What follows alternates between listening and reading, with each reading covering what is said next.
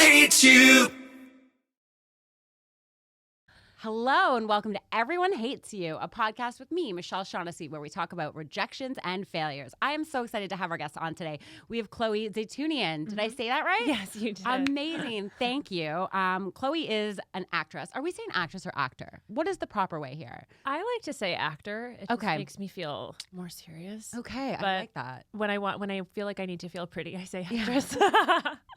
That's so fair. Either one is fine. Okay, actor or actress, however you're feeling today. Thank you so much for joining us. I'm so excited. You're my first non-stand-up comedian. That is so cool. Thank you for having me. Yeah, which is, and I can tell too because you showed up on time. In a good mood. I'm like, okay, this is way better than working with male stand-up. So. Actually, I was leaving to come here, and my partner Russell's a stand-up comic. Yeah, and he was like, "Oh, it's a podcast. You don't have to be on time." so yeah, I was that's like, no, I do. That's definitely the problem I've encountered with a lot of guests. So I appreciate you being on time and punctual. Thank you for having me, and thank you because obviously we just started the year off. Yes. And I got this, one of my gifts was like this beautiful new notebook. And the very first page of my 2024 says, rejections / why people hate me. I love it. I feel like thinking about coming on your podcast has started this year off in a really like a cursed way. But no, it'll be good to get it all out of the way. Yeah, and then I have a feel good like the thing with this podcast is I love talking about rejections and failures, and people love listening to it. So the first few episodes, some of the guests I had on were a bit hesitant, I guess, to really go into the nitty-gritty of failures and rejections. And the feedback I got from what little listeners I do have was like, we really want to hear about that stuff right away, right off the top. So I try to like dive right into that and then get to better stuff later if there is better stuff. There's so much to talk about with like, and especially with what we do. I imagine it's the same with everyone in their own way, but with comics and actors, like all we do is get rejected. I get rejected for work. I get rejected all day, every day. Yeah. That's my job. It definitely, like I've had people say to me before, like, how do you handle that? Like, how do you, and it's just part of the job, you know? And what I do like about things here, I don't know if this has been your experience here with acting, but I find that you hear here, like they'll write you back and be like, you were great, but we didn't go your way. I hate it so much. I hate it too because I'll get the email and I'll be like, oh my God. Or I'll get the phone call from my agent. I'll be like, oh my God, I booked it. And they're like, just want to let you know they went a different way. Yeah. But in North America, I would hear nothing. Yeah, it's great because right? you get good at auditioning and then forgetting about it. Exactly. And you know what? If it comes back because I got it, then I'll hear about this again. But for now, I'll move on. Yes. And then 2 months later, you go, oh, I guess I didn't get Ghostbusters. Okay, fine. Here, you do it and you try to forget it. And then it always comes for me first thing in the morning, which is just like a great way to start the day. Yeah. And it's long and involved. And my agent will get an email that says like, it was a really great read that Chloe did, but unfortunately, and they'll always go this way for her. They'll always make it sad. Like I won't feel sad, but they'll go, I know she must be so disappointed. It just must be terribly, terribly unfortunate. And we're just so sorry. And, hopefully we'll see her again. And by the end of the email, I'll be sad. Yeah, that's how I felt was too. Like, I was fine before. Yeah. That's actually hard for me. And I think they think it's preferable and it's kind and it's communicative. But like, maybe it's just what you're used to. I would rather just keep going, like not stop for the failures. Yeah, it's like I always looked at it as kind of like buying a lottery ticket where you just put it in a drawer and forget about it. Yes. And that's kind of how I felt about auditioning. But then here it's like, I'll see those emails from my agent with like the subject and I'm like, oh my God, it's going to be an email, I booked it or something. And then it's just that. And I was like, I don't care. Like, why are you wasting my time telling me this? And it got harder for casting to like have to go through all those people. Yes. Well, and I've started to notice, I think they're real copy and paste because mine have started to say they instead of she. And I was like, wow, at least, maybe it's safer with pronouns now, I guess so. But it definitely, do you think they message everyone who auditioned? I wonder. I wonder that too. Because I'm like, am I hope really special? not. Like, did I do an okay job, I don't know. I wonder if they do. Oh, man, wait, hold on. I was going to say. We're talking about getting rejected in these emails. Oh, man, I'm not sure. Oh, no, it's gone. Sorry. You'll find it. I'll find it. So you've made some great content on your Instagram. Thank you. What's your Instagram at? Chloeing places. Chloeing I used places. to want I to be a love that. travel blogger. Did you really? That's from, I made a pilot and everything. You that kinda failed. did, though. That I love it. If I had one, I think acting and traveling are quite similar. Yeah. You want to live other people's lives. Mm-hmm. You want to go be someone else somewhere else and see how many different lives you could have. So I tried to make my own travel show. It was called Wandering Citizen. I love and that. You would go, my friend Clinton and I went and lived in a different city for a week, and we had to do all these things like get a job and look at apartments and go like cook a meal and do all these kind of things. like The Simple Life almost, but like probably a less like trashy version. Yeah. But I made a little pilot, and then I don't know, nothing ever happened with it. So that was a failure. That's one Because thing I wanted it so bad. Yeah, but it's like one of those things where it's like, I've done so many little, like, had a development deal or filmed a pilot or filmed like a teaser for a pilot. And I used to get so excited and be like, this is it. This is going to work out. And now it's like I almost lost that ability in me to be like, oh, this could be a thing. I think that's so, I think that can be good though. Okay. Because I feel like this constant rejection and failure that we live in has taught me to really guard my expectations and hopes in a way that makes it survivable for me. But also I think more stable and better on a day-to-day basis. So I try not to be like totally dead to everything. I try to still like imagine, visualize it or be hopeful. But in general, like I got a call back today that I'm going to go back in and do tomorrow. And my first thought was, yeah, well, I've gotten 6 callbacks from this woman. So, you know what I mean? You just keep it like in check, because I had an audition for a feature last year that I was like, oh, it's perfect. When you think, oh, it's perfect. This is me. This breakdown is me. And I literally started imagining what the gift would be. like the cast gift. I just let my mind wander for so funny. long. You even skipped the whole like filming process. I know. You went right to the wrap gift. I bet we get jackets. And then of course, like, when you get that email that says like, oh, thanks so much, but it's very sad, but Chloe didn't get it. I was like, I don't really cry that much anymore. And I was just devastated. And it's like, I try not to let myself get too far in the hoping and the imagining. Yeah, I think the most hope that I've had since I moved here was I auditioned for something that was filming back home that my husband was directing. Oh. And I was like, for sure I'm going to get this. Yeah. And they didn't pick me. And I was devastated. And I felt like such a loser because even my agents were like, this is amazing. Like, your husband's directing. You're a shoo-in. And then they went, it was annoying because it was one of those things where they're like, we don't have the budget for a name. So we're looking for unknown. And I was like, great. And then they went with a name who didn't even have to audition. So they found the budget for somebody who didn't even have to read for it, who just said, I'm interested, but I'm not going to read it. So they got it on offer only. And I was like, what the hell? But in my mind, I was like, this is great. I was already looking at flights. I was ready to go home. And then my husband was devastated because he was like, I'm so sorry. Like, you were my first choice, obviously. But like, the higher ups were like, no, we want a name for this role. And I was like, come on. I love, though, when there's a reason, a clear-cut reason. Do you know what I mean? Like, if your husband was directing and you still didn't get it and they gave it to someone just like you. Oh, I'd be pissed. Yeah, I would, I'd be just totally, I don't know, just broken. But that's...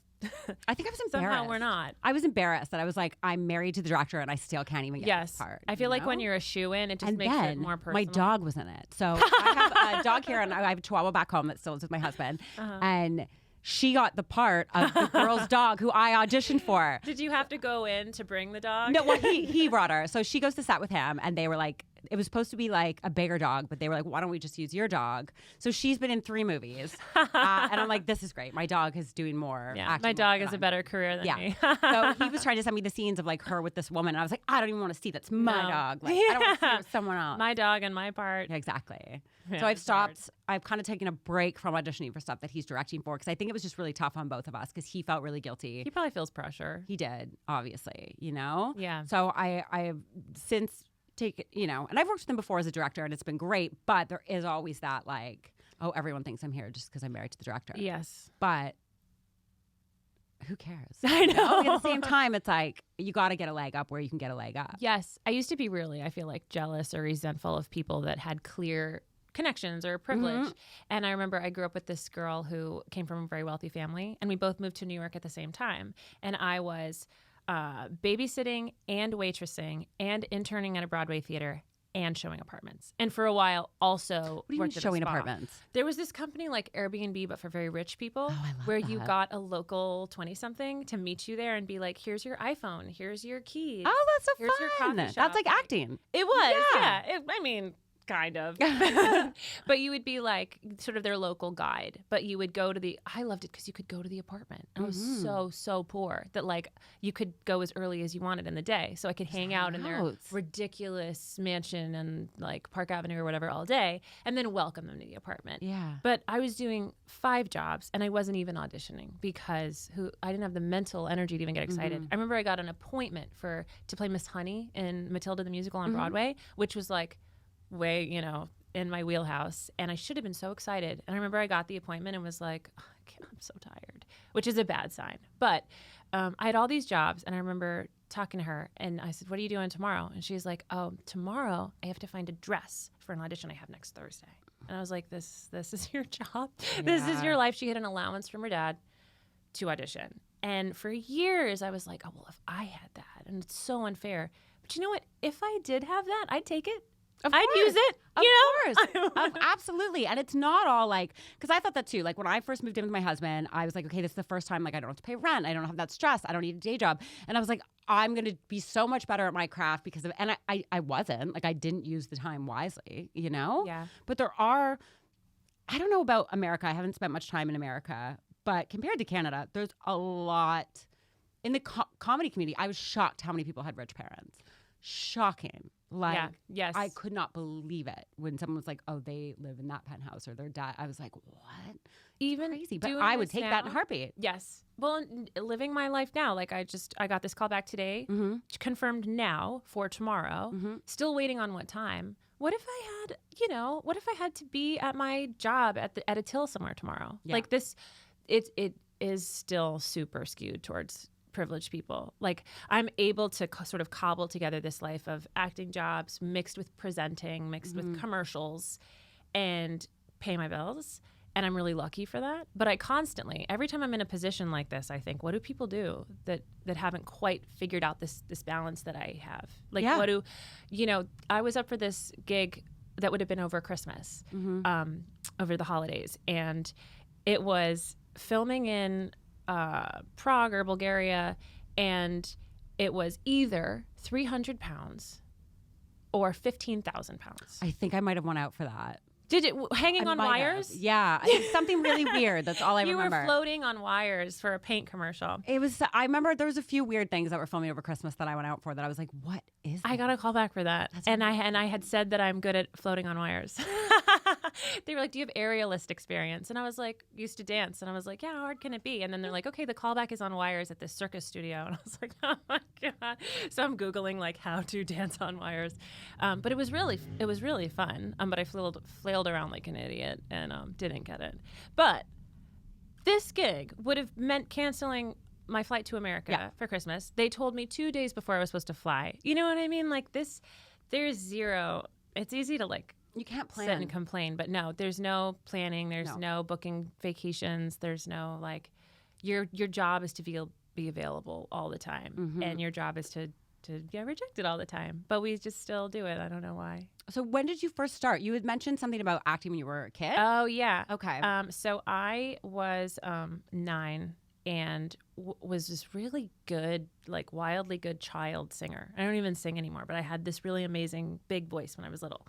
And I went and auditioned at this open call for A Christmas Carol at Madison Square Garden with Roger Daltrey from The Who. Oh, wow. And I think this is so interesting about rejection because I didn't know what it was and I didn't care. I just loved to sing. So I went and I sang like Silent Night or some Christmas song, and I got it. And I loved it. I loved it so much. And it was this giant, very theatrical Christmas set that moved, and it was all magical. It was amazing. I didn't have to go to school. I was commuting into New York City with my dad because I lived in New Jersey. It was just the most amazing experience. And I realized, oh, I want this. I want to do this. This is cool. But after that, I wanted it, and I would go on these auditions. And my leg would shake when I sang because I was nervous, because I knew what was at stake. Yeah. So I'd get up and I'd sing my little song, and my legs would shake, and my whole body would tremble, and my voice would shake too. And I never got cast in anything else as a kid because, I couldn't like perform anymore. And it's such a bizarre, cruel like juxtaposition that when you don't care and you don't want it, you are at ease and you're natural and you're lovely. and it all works. And then as soon as you want something really badly, you like start to force it or you start to overthink it. And it's such a sort of unfair thing. But then I suppose, I don't know, you learn and you grow and you start adjusting your expectations. And then, you know, I'm so grateful that I still am acting as an adult, but it definitely took time to like, I don't know, grow in all these ways as a kid, to grow out of not being able to deal with that much pressure. And I remember I started a journal of basically like a rejection journal. I was 9 and I would come home from every audition and I would be like, I didn't get it because my hair looked bad and I didn't smile enough. And the agent said I wasn't bubbly. And I would write out all the things I did wrong. And then after a while, like maybe a year of that, I was like, this is just like self-flagellation. Like this is not helping me. When I listened to this, I was, and I think that actually kind of hurt me. Like I was quite thoughtful. I was very perceptive. And so I actually realized, like, you know what, writing down what I do badly every time I audition is not making me enjoy this and is not also, making those me are better. probably not even close to the reasons why I didn't get it. Exactly. Like, I've been turned down for stuff for being too tall or, Yes. you know, like whenever Yes. I would get an audition for something and then I would see who the male lead was, I was like, oh, they're 5'7". I'm not going to get this, Yes. you know? And every time, again, I can tell you the script verbatim every time I'm on a set. I get in front of the camera, if there's a guy in it, and I hear from off, is she wearing heels? Can she take her shoes off? Can we get an apple box for him? Yeah. Every single time. And then followed by, oh, there's something on her face. And it's, I don't know which side it is. I have a freckle. there's something under her eye. Like it just, you just have to have the thickest skin. Or like I did, right out of school, I did a Coca-Cola photo shoot. And I'm standing with a Coke machine smiling. It's very quite simple. And the photographer is taking pictures. And the client from Coke came in and wanted to see them. So he's going through them. And we're this close. Like I am standing there like, you know. And the client goes, I don't like her face. And I was like, okay, this is what this is. Okay. She doesn't mean me, you know, but you get good at it. Yeah. I don't know. I had my first audition when I was like, I think 12 or 13. Do you remember the show Goosebumps? Yes. They came to our little town to audition kids. Oh my and gosh. I got a call back. I didn't get it, but I got a call back and I was like, oh my God. Like I was like, life's going to change, like, whatever. And then I really wanted to do it, but my parents weren't. They were supportive in the sense that they're like, you can audition for like little community theater things, but they didn't want to drive me to Toronto, do all that. And then I didn't audition again until I was about 22. And the next audition was for Mean Girls, which I also didn't get. But I know whenever I watch that movie, I'm like, I auditioned for that and I auditioned for that, you know? So I definitely, I took an acting class years ago and I ended up studying with this woman for a really long time. And she had said to me once, because I was telling her all the stuff. I went through a rush of things from about 23 to about 32 where I would get callbacks for everything, but I never booked a thing, like 10 years. And I was telling her about it and she was like, she wasn't meaning to be insulting, but she was like, you're like an urban legend. Like I've never met somebody that's auditioned for so much stuff and never got anything. And I was like, great, cool. That's amazing. Thank you. And I remember in 2018, I got my boobs done. And the first audition I had after I got my boobs done, I booked it. And I was like, well, this is what was missing. I was like, it's my tits. I'm going to book everything now.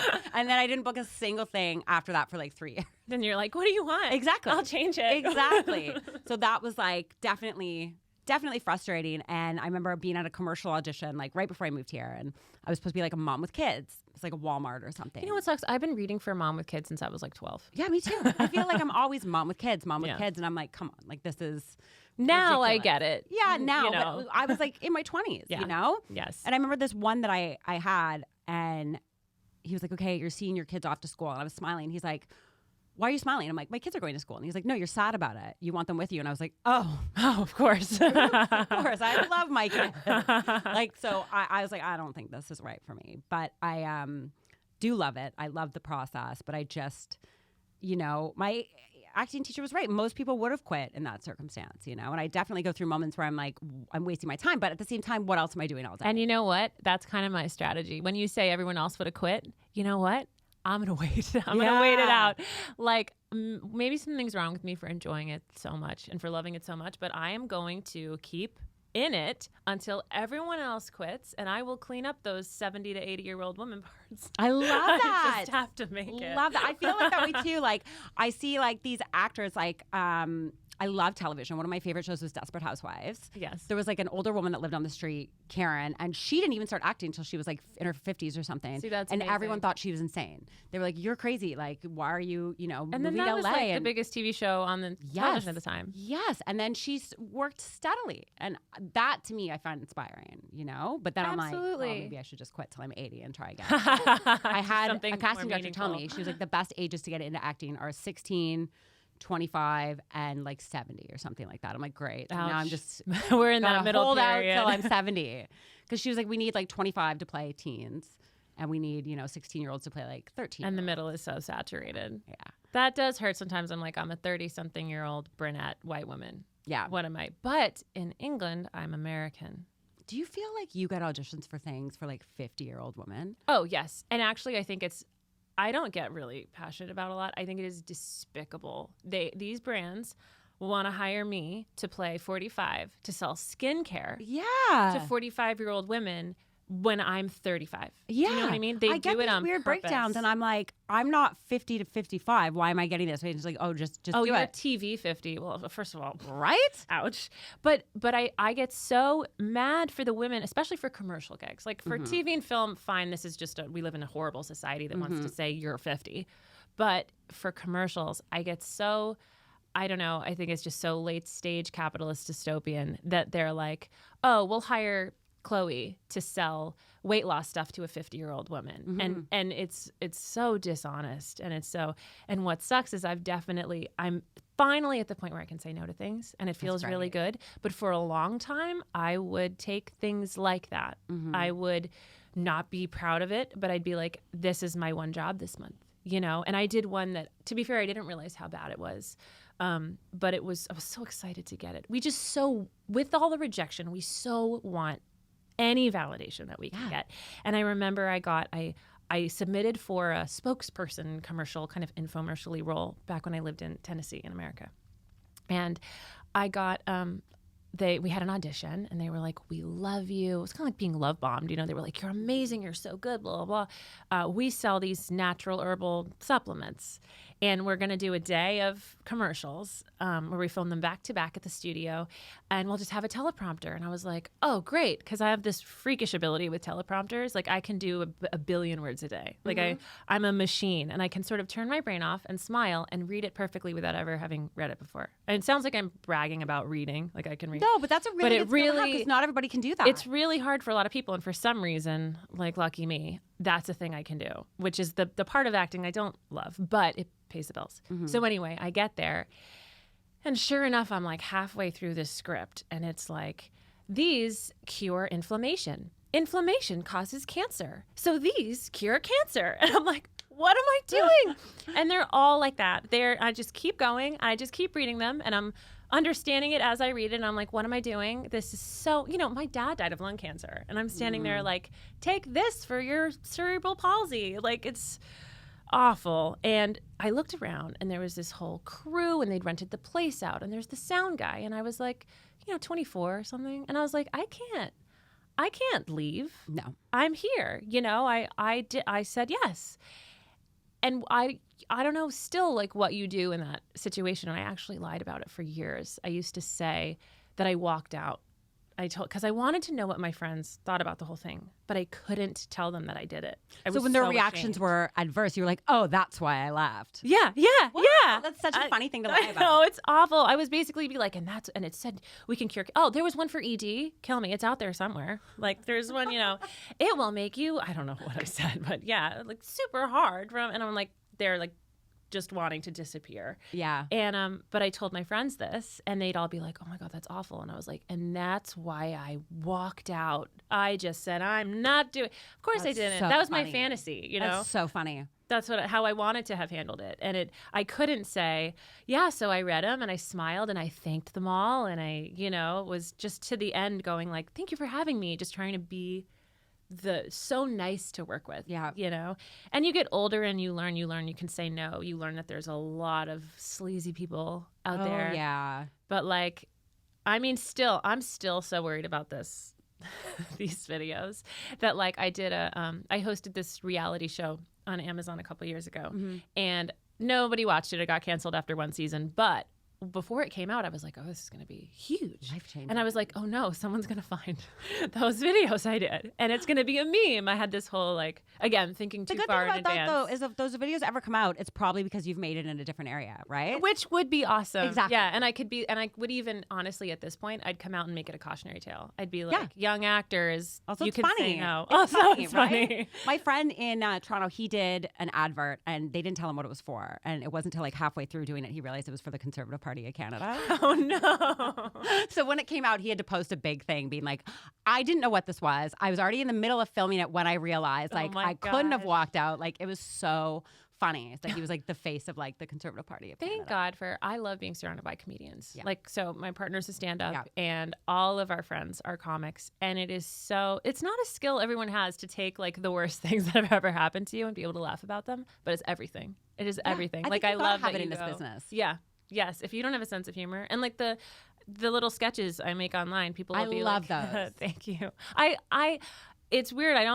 I totally accept when people say that they find them relatable or they find them funny. I'm so glad, but it's weird because to me it's just but it's real. I'm not all I'm doing, and I love it. It's cathartic and it's really fun and funny for me. But all I'm doing is going this is real. This is what it's like, and making it funny. I've learned that from hanging around you guys so much. But it's it just helps you process it and let go of it and be that's how it is, and it's fine and it's funny.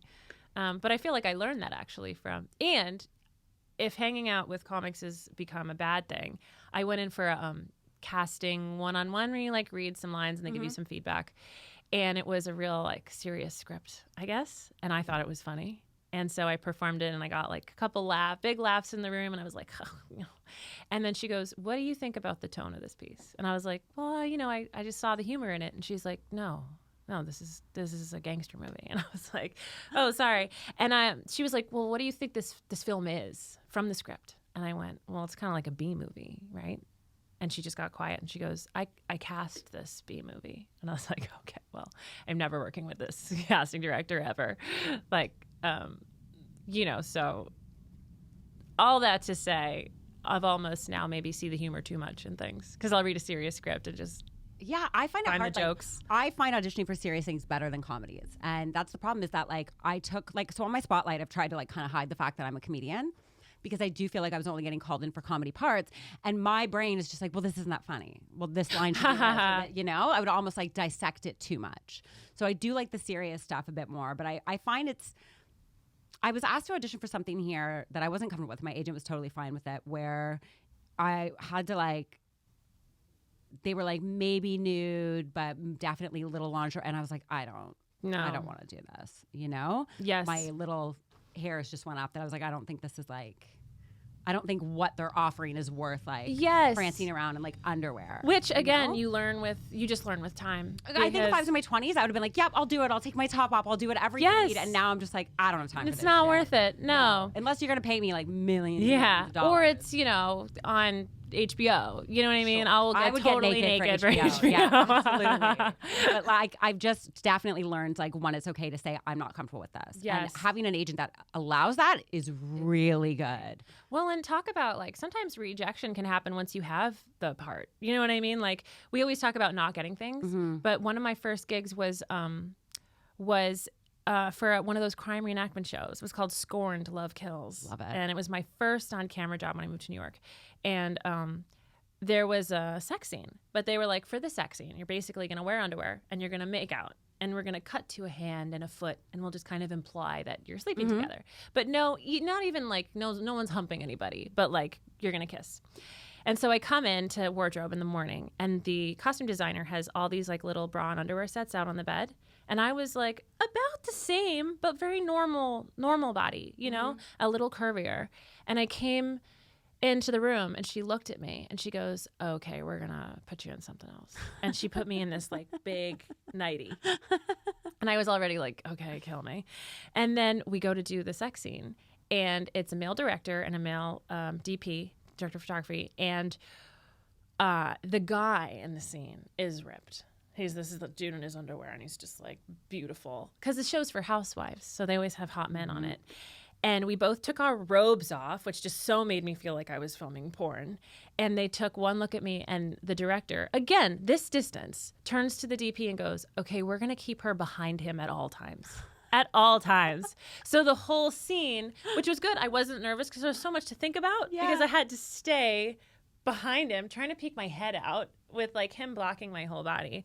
But like sometimes you can be on something and being actively rejected while you're on The good thing about that is I don't like when, not that I don't like one, but I don't bother going out for parts where they want to see what you look like in a bikini ahead of time. Do you know what I mean? Yes. So the fact is that they hired you and weren't really transparent about what they wanted you for, or they would have asked to see you in lingerie beforehand, you know? Yeah. So at that point, it's kind of their fault. Yes, exactly. Yeah. And they were, honestly, looking back, this is both embarrassing and kind of nice of them. Mm-hmm. I knew it was like the sexy other woman part because I'm brunette and that's what we play. But I got to the audition and I was in like a little strappy, like booby tank top. And I remember I took my jacket off and I was like waiting to go in to play the sexy woman. And this sweet like assistant came out, this guy, Anthony. He was so nice. I remember his name. And he was like, okay, Chloe, like we're going to go in and just read the script. And he must have been able to tell I was young and green. And I was like, okay. And he goes, also, it's cold in there, so I would put your jacket back on. And just looking back, like it's cringe, but it's also so sweet that he was like, cover yourself up. That's really funny. Like, it's mortifying. But it was, I don't know. I guess everything in this industry is so many things at once. Like that's cute and it's also gross and it's also sweet and protective and it's also exploitative. Like, and I wonder if you're this way as a comic and an actor. You know how I just went through that litany of different things that this one experience was. I read once that actors, because you can play both parts in a scene, say. You can be you and then you can turn around and be me. And it makes you very empathetic and it makes you able to see the sides of every argument. Or at least I find it does that for me. And it's almost paralyzing sometimes because I can look at something like a conflict and be like, well, I see where she's coming from because this and this. And I see where he's coming from. So this and this. It makes me feel like I don't have opinions on my own. Like I don't have a clear sense of self sometimes. I feel like people in the industry probably love that though. Nobody wants an actor with opinions. Do you know what I mean? Yeah. Like I found that like when I was filming like a Christmas movie with my husband and I was too opinionated and he was like, you can't be, he's like, I know you're only doing it because I'm the director. And he was like, but you gotta just agree. Like he would get so mad at me because his direction would always be like, just throw it away. And I was like, nobody knows what that means. I was like, you say it all the time and everyone's just agreeing with you because you're the director. I'm like, but nobody knows what the fuck that means. He's like, you need to just chill. The problem is that's also funny. You're also doing material. Exactly. Not material, but like you're like, this is good stuff. What does throw it away really mean? Exactly. So I do think when you're an actor who's famous, they don't want your opinion. Yeah. They'll act like they do, but they don't want an actor that has an opinion. They just want you to do whatever they say and tell them it's great. God, I'm so guilty of that. It's so pathetic. I'll show up and be like, oh yeah, whatever you think, I can see it all these different ways. Yeah, I definitely am like that too. And it's sometimes I'll hear things come out of my mouth and I'm like, what is wrong with me? Yeah, just like even if they're like, can you stay for an hour? And I'm like, I'd love to. Meanwhile, I'm like, what the fuck? I have shit to do. Yeah. Why am I, staying at this like cattle call essentially? Yeah, and you just want to. It's something deep inside saying, "Love me, love me." Have you had a lot of in-person auditions in this country? I've only had one, and two, and everything else has been self-tape. It's been mostly self-tape. I enjoy that, and I have a friend who's an actor. She works a lot more than me, and she hates it. She feels like she books less. Oh, really? Not going into the room. And I feel like I didn't start booking stuff till self-tapes was kind of like a big thing. I love taping. Me too. I feel like it's its own kind of art. Yeah. Like you get good at self-taping and then when you're actually filming it, it's totally different. Well, it's almost like I feel like chances of booking it are slim anyway. I don't want to sit on like a train and a tube for like 4 hours round trip to be rejected. Do you know what happened with one of my only in-person auditions? This is insane. They asked me to come in for a screen test. It was this company called Reach TV, and they do a lot of travel stuff. And I was like, oh my God, like travel presenting, it's what I always wanted. And so this was a couple years ago. So I should be, seasoned at this point. And I go in, teleprompter, the good news show. And it's like, today we'll talk about good things that happen on the internet, but I do it. I read through it. Great screen test. Thank you so much. No pay, obviously. It was an audition. I paid for my own train ticket. a friend of mine sends me a video like a month later, and she's like, "You're on every TV at Newark Airport presenting the Good News Show." How did they get away with that? I signed. Oh, no. Yep. I signed a waiver for the screen test. But luckily, I had in writing in the body of the email, like, I see this waiver is for any and all use, but I just want to clarify this is just for internal purposes so you can look at the audition. Mm-hmm. And he was like, yes, absolutely. So because of that, my agent at the time, who was great, he was a real, like, tough Scottish guy, and he got them, I don't know, like a couple thousand out of it to say sorry. But it was even then, even after they did that, I still was like, oh, I guess I'm not going to work for them anymore. Like, there's something in you that still wants to get cast.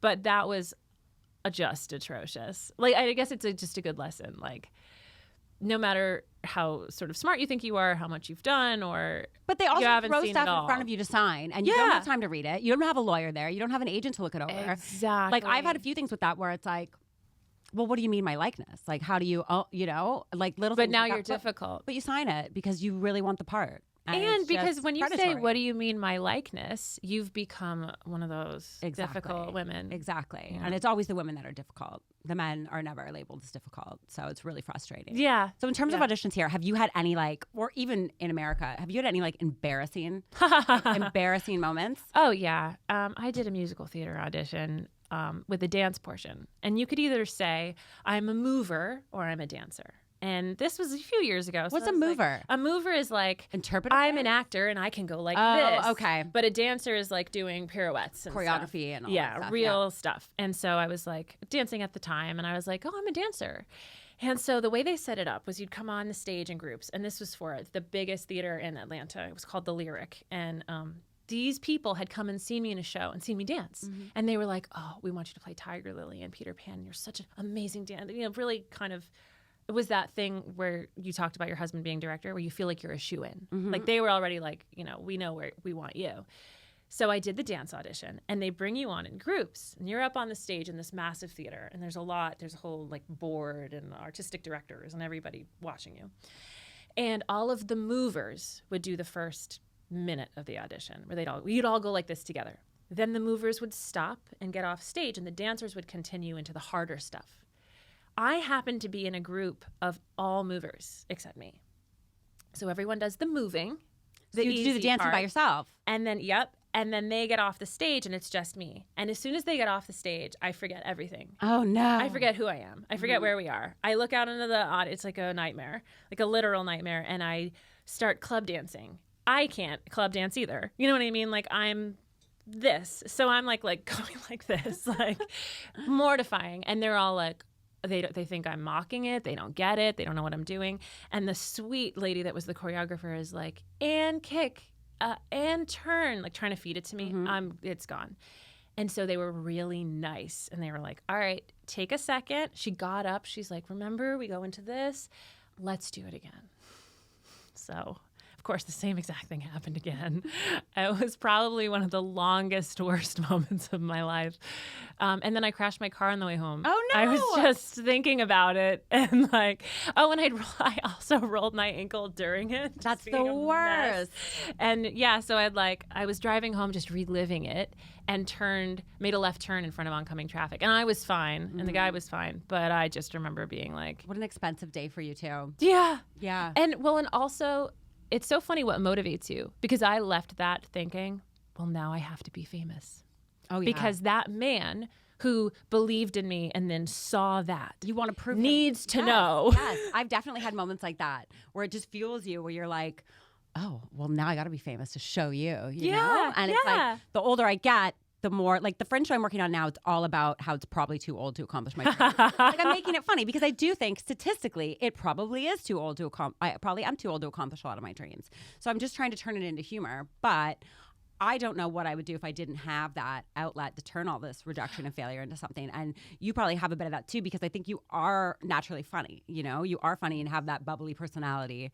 And living with a comic probably helps, right? Because I think it really for does. comedy, we just take the worst stuff in our life and we make it funny. And it's a core survival skill. It is the best coping mechanism. It's amazing. It definitely is, but I definitely feel like had I learned to cope properly when I was younger, I probably wouldn't have had to do it. Yeah.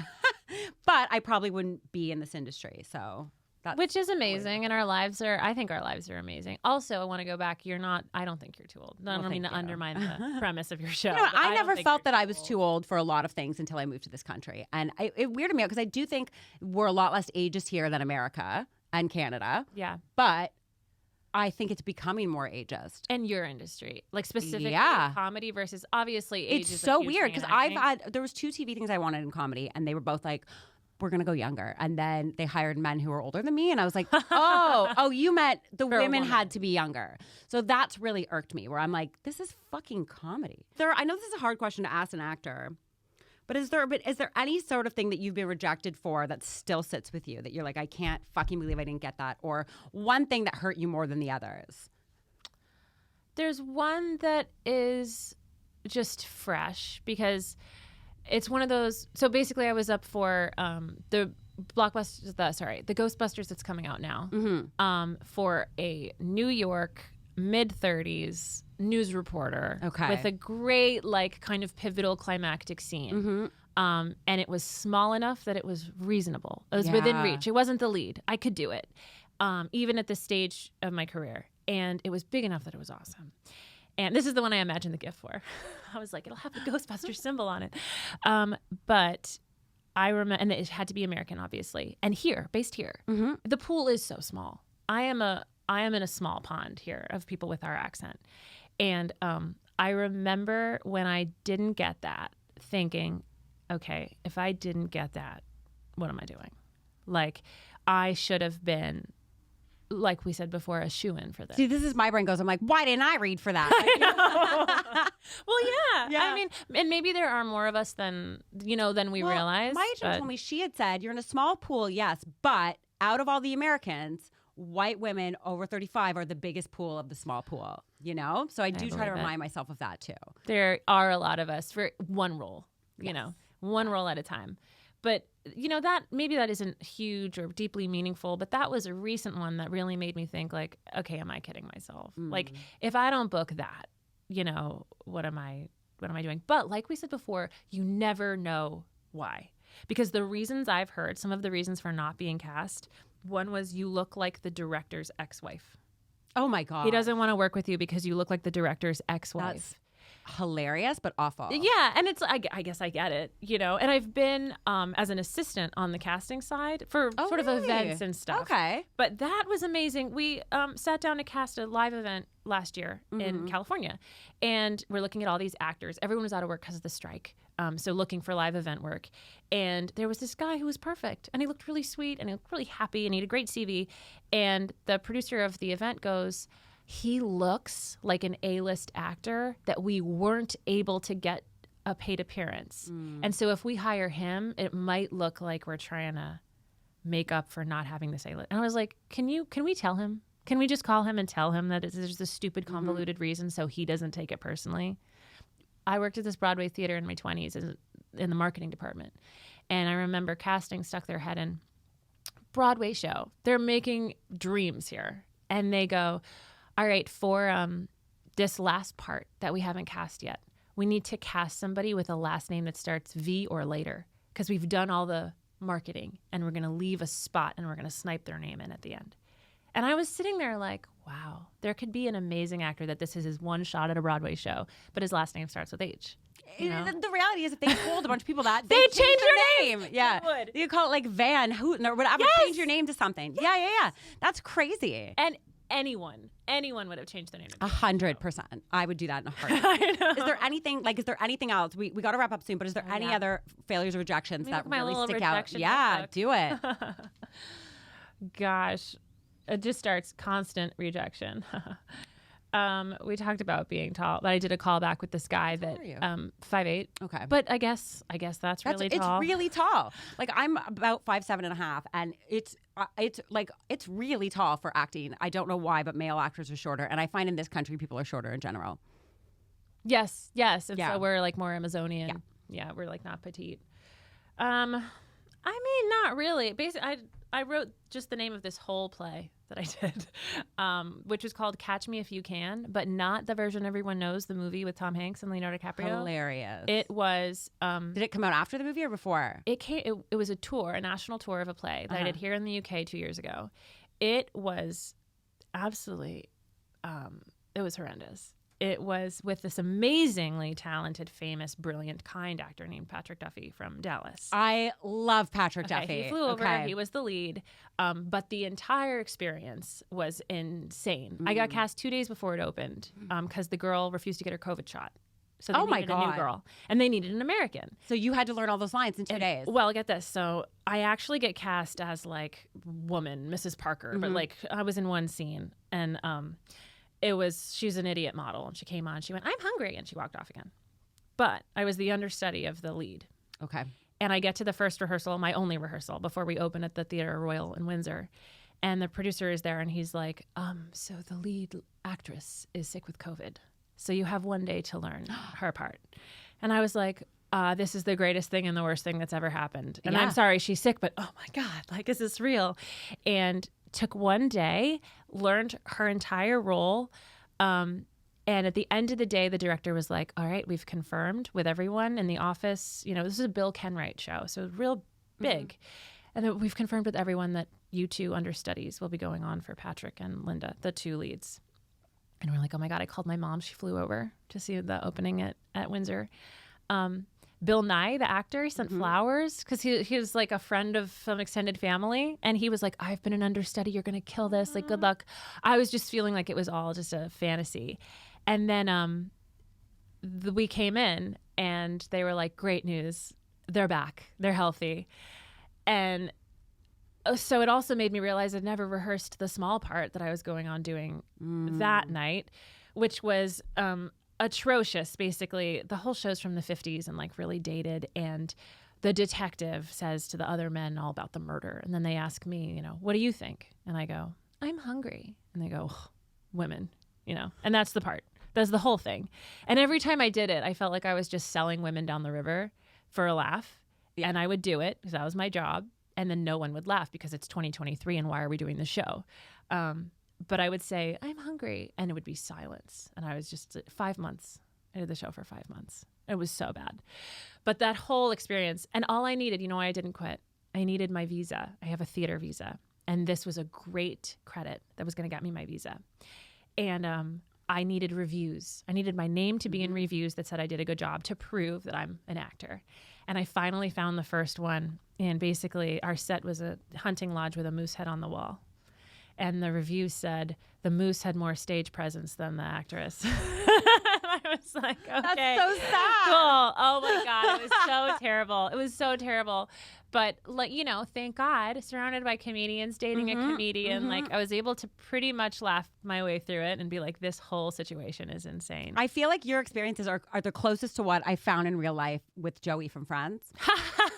You know, where he has that dance audition, he pretends he's a dancer and then he can't do it. And then the bad reviews where, like, I think this is the closest that I've ever met to somebody that has those experiences. Thank you. Well, because I feel like the actor, like, I don't hang out with a lot of actors.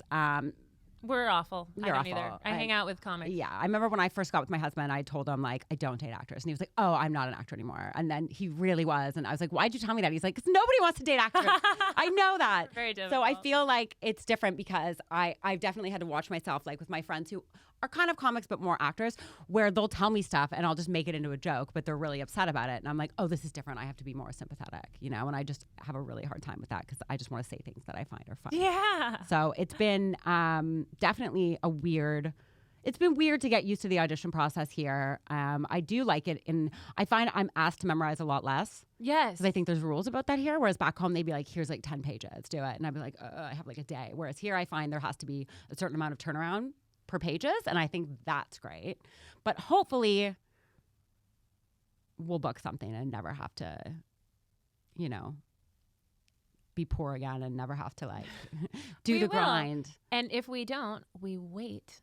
And then we will. Yes. So I think we're going to have a not sitcom. working, yeah, exactly. We'll be like the Golden Girls. They even almost did that already. Yeah. And Frankie and whatever. Oh, yeah. Sorry. It's like the show. Do you remember the show Hot in Cleveland? Mm-mm. I don't think they had it here. It was syndicated in America. It was like Betty White, Wendy Malick. I forget who the other woman was. Was it Valerie Bertinelli? And it was all about these women that moved from LA to Cleveland, or their car breaks down or something there, and they're like, we're really hot here. Like, we can make it work here. And then they relocate to Cleveland to be like hot, sexy ladies, even though they're older. Yeah, that's what I'm holding out for. If we get to 80 and we're still not working in England, we'll go somewhere else. And we'll call Kate Barron. Exactly.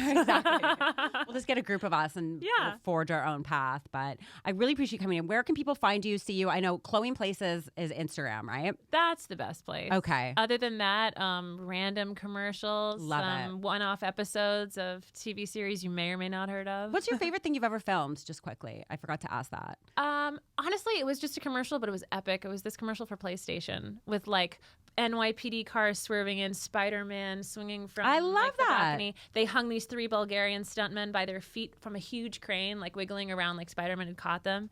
It was massive. It felt like being on that dream giant blockbuster. And every time I did it, I was really proud of myself because I didn't screw up. But it was so high pressure because they had to reset the whole city block every time I did it. So basically, if I came out and I said the wrong thing, they'd be like, cut. Bulgarian guys would come out on their hands and knees to pick up all the money they'd blown around with leaf blowers. It was like this huge thing. And I felt like I really got in this zone and just like did it well every time and did my job. And then it's all for 10 seconds or something, 7 seconds of a commercial. But it definitely felt like you don't get a lot of these big, epic, like cars and, special effects. It was awesome. I've never done a commercial. Really? Yes, I've never done a commercial. And that's cool, though. It makes you sound like a I've auditioned for so many and got callbacks for so many and just never booked them. And when I moved here, I started auditioning because I stopped auditioning for commercials in Toronto because I was like, fuck it, it's a waste of time. Yep. Not going to book them. Who cares? And here, the one thing that I don't like, I don't know how it is in America, but when you do like a slate here in the audition room, they ask to see your side profile. We don't do that back home. Do they do that in America still? I cheat. Yeah, they do. But I don't go all the way because I'm Armenian. So I have like an Armenian nose. So I go a quarter.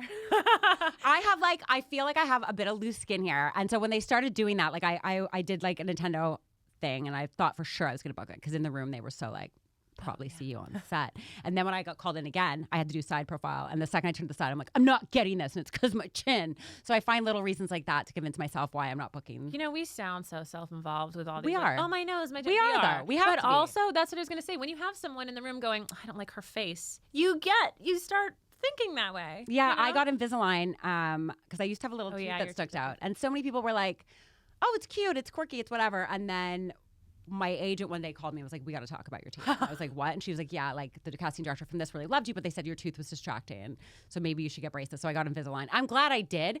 But that was like the moment where I was like, oh right, this is the business I'm in. You know what is true, but it's true. It is true. I lost like maybe 10 pounds, probably less over the last couple of years. And that's just from like being happier and working out more and eating better. And Russell, my partner, has a lot to do with that. But there is an absolute scale correlation between each pound I lost and the stuff I booked. Yeah, I mean, and I hate it, but it's true. I've been through that too. Like I used to be very overweight and I've also been very underweight. And when I was underweight, I read for so much more things. Isn't that so much more? And it was weird because I'd go home and people would be like, you look too skinny, you whatever. But then on camera, they're like, this is great. You look amazing. Don't know what you're doing, but you look great. I'm like, well, I haven't eaten in days, but thanks.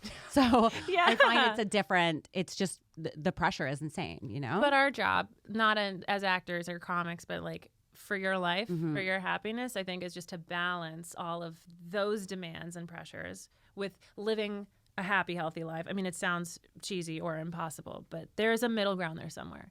And I'm really trying to find that tiny point where they you seem a lot closer to finding it than I'll ever be. So I definitely appreciate that. This is the question that I ask everyone at the end of the podcast. It feels weird asking you this because I can't imagine a world where anyone could hate you. But if you woke up tomorrow and your notifications were going crazy, like you're getting all these messages from people being like, what did you do? And like your phone was blowing up and it was like, everybody hates Chloe. Is there a thing where I actually just thought of what your answer could be. But is there a thing where you think this could be it? Yes. Either they found this notebook full of reasons to hate me, or I think you guessed it. If they found that video where I'm selling pills that will cure your cancer, that would be pretty awful. But we've already workshopped a way to Exactly. come out, make it funny, and also be like, you have the right to say no. Like, I didn't know that then. I know that now. You know, like, you have the right to come out and be like, you know what? I don't feel comfortable with this. Even if it means they lost the studio rentals and the equipment and the sound guy has to go home, you know, oh well, because you're selling your identity. Yeah, and I find that I get more comfortable with that the older I get. Yes. Like, older I'll get, like, there's been times, like, I didn't really want to do a show, and I was like, I don't feel right about what I'm getting paid or who the people are in the lineup, and in my 20s, I would do it, and now I'm just like, no, I don't care. Yeah, and also it doesn't crush the bridge that you think it will. No. You can say no, and life goes on. Just and get someone else. fine. It doesn't matter. There's always a million people lining up to take whatever someone doesn't want, you know? And 45 of them look exactly like you and sound exactly like you. So no one will even know the difference. Well, thank you so much for coming on. This was awesome. Thank you I so really much. appreciate it. This is Everyone Hates Chloe. Thank you so much. Thanks, Michelle. Everyone hates you.